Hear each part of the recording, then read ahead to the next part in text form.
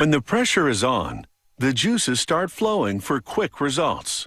The pressure cooker traps steam inside to raise the cooking temperature and produce a meal in minutes. The technology has been around for centuries, but was only adapted for household use in the 1930s, when the concept really picked up steam. Modern pressure cookers have new lid locking technology and safety features, keeping it on the front burner in the kitchen gadget department. A pressure cooker starts with this stainless steel disc. A dip of some lubricant will aid the forming process as equipment pushes the disc over a pot-shaped die.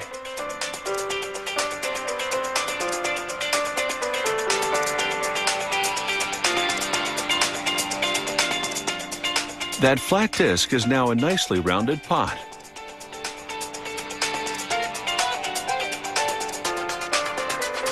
Next, this punch cutter moves in to make notches in the pot's rim. These notches will interlock with the pressure cooker lid, allowing it to hold up tight against steam pressure. Next, they submerge aluminum discs in a liquid mix of aluminum and silicon to give them an even coating. While the disc is still damp, they arrange it on the bottom of the pot, then set a stainless steel disc on top of it. A turntable delivers the pot to an element that's heated to more than 1100 degrees Fahrenheit. This intense heat activates the aluminum and silicon solution to fuse the discs to the bottom of the pot.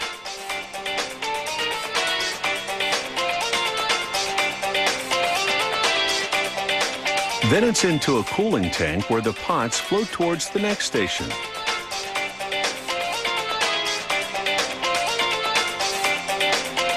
There, two blades shave away the ragged edges of the fused layers on the bottom of the pot. It creates a cosmetic beveled effect.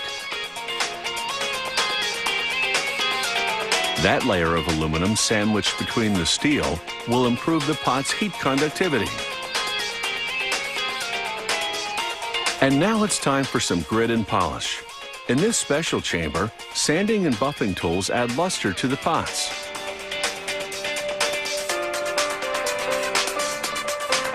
The pressure cooker pot then takes a trip through a washing station to clean off the sanding residue.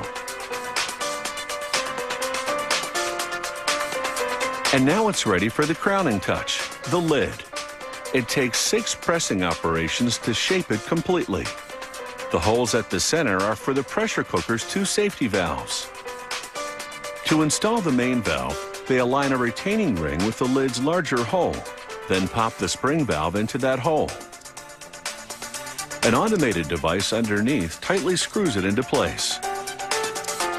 The backup valve goes in the smaller hole. These 2 valves are crucial.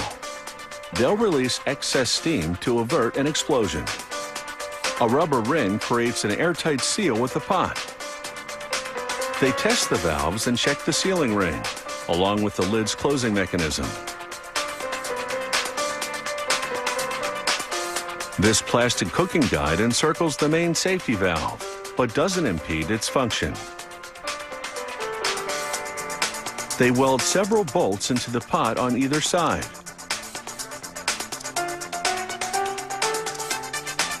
They leave a bit of space between the bolt heads and the pot. This allows them to install the brackets for the handles.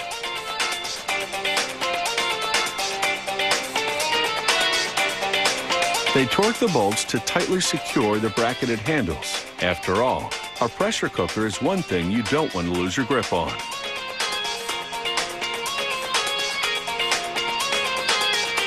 And now this pressure cooker is in the home stretch. There's one last test, which they perform on randomly selected pots. They pump the pot full of air to simulate the effect of steam and confirm that this pot can handle the pressure.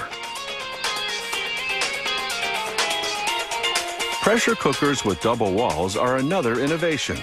They'll keep that stew warm longer to ease the pressure on the chef.